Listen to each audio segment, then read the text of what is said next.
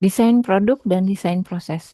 Pada materi ini kita akan membahas bagaimana perusahaan merancang produk yang sesuai dengan kebutuhan dan preferensi konsumen, serta menentukan proses produksi yang paling efisien dan efektif untuk mencapai tujuan bisnis.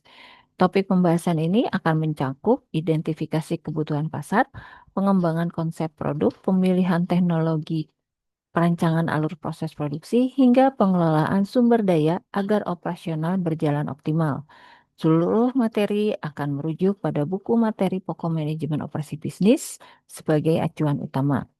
Capaian pembelajaran umum setelah mempelajari materi ini, mahasiswa diharapkan memahami pentingnya desain produk dan desain proses dalam mendukung keberhasilan operasional bisnis.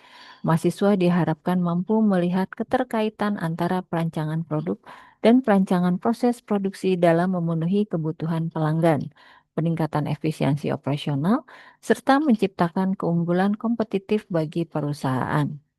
Capaian pembelajaran khusus melalui pembelajaran ini, mahasiswa diharapkan mampu menganalisis berbagai faktor yang mempengaruhi desain produk dan proses, termasuk kebutuhan pelanggan, tren pasar, teknologi, biaya produksi, dan regulasi. Selain itu, mahasiswa juga diharapkan dapat memahami dan menjelaskan siklus hidup produk atau Product Life Cycle atau PLC, baik dari perspektif pemasaran yang berfokus pada strategi mempertahankan relevansi produk di pasar, maupun dari perspektif produksi yang menekankan pada efisiensi, kapasitas, dan pemanfaatan teknologi dalam setiap tahapannya. Pada sesi 2 kuliah manajemen operasi bisnis, mahasiswa akan mempelajari konsep dasar desain produk dan desain proses sebagai elemen penting dalam strategi operasional perusahaan.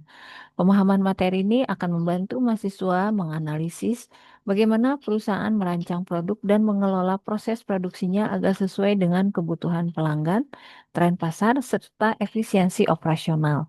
Selain itu, mahasiswa juga akan mempelajari bagaimana inovasi teknologi dan manajemen sumber daya berperan dalam menciptakan keunggulan kompetitif. Materi yang dipelajari pada sesi ini mencakup definisi, desain produk, dan faktor-faktor yang memengaruhinya, pengembangan produk baru dan inovasi, siklus hidup produk atau Product Life Cycle atau PLC, perbedaan sudut pandang pemasaran dan produksi dalam PLC, definisi jasa dan desain organisasi jasa, terakhir desain proses, perencanaan alur kerja, teknologi, dan sumber daya. Tetap semangat untuk belajar agar bisa menyelesaikan tugas dan mengumpulkan tugas dalam waktu yang sudah ditentukan. Terima kasih.